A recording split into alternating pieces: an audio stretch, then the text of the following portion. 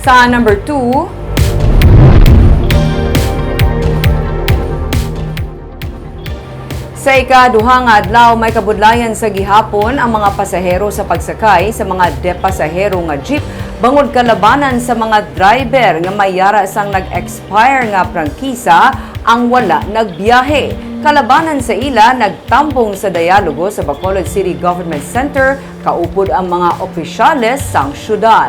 Yaring report ni Romeo Subaldo.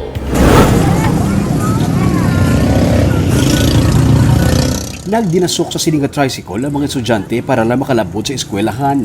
Las 7:30 na, pero wala pa sila sa gihapon makasakay sa jeep. Amuman ang iban nga mga empleyado kag negosyante. Malawig-lawig ang hultanay para makasakay. Ang ini nga mga estudyante, las 6:30 pa lang nagulat na sang jeep. Pasado las 7 na, wala pa sila sa gihapon sa may masakyan. Gina pa ka mong gabantay? Oo. Klase? May klase? May klase. Pwede ka mong skila? CTI? CDI? Ano oras pa mo de? Alas 6:30? Sa simula, Jeb? Libre nga, base wala maka nakalabay? Wala pa? Hindi pa mo late sa klase nyo?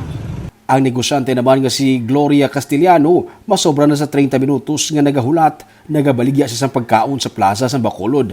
Ang oras siya nga ginulat, awat pa kuntani para makabaligya kag makaginansya. Musikan, kid? Sige, kay nagaw kang makabinta, ano pagkabinta mo, sini ko nanuras ni makaagi ang Amo man sini sa gihapon ang eksena sa may highway sa Barangay Mansilingan.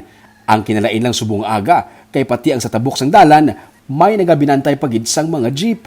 Samtang nagahulat ang mga pasahero sa dalan, ang iban sa mga drivers ng depasahe nga jeep, aga paara na sa Bacolod City Government Center para magpangayo sa bulig sa mga opisyal. Nahadlok sila magbiyahe kay basi mamultahan sang 120,000 pesos.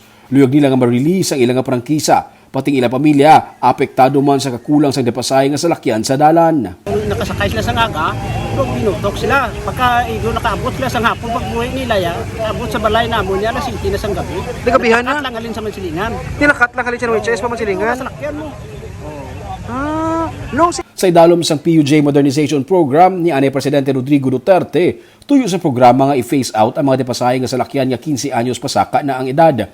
Ang modern jeepneys ang ibulos. Kahapon, ginsuguran sa LTO ang pagpanakop sa mga PUJ, taxi kag tricycle nga wala sang prangkisa kag permit. Sa Bacolod, may 123 ka mga modernized jeepneys nga nagabiyahe.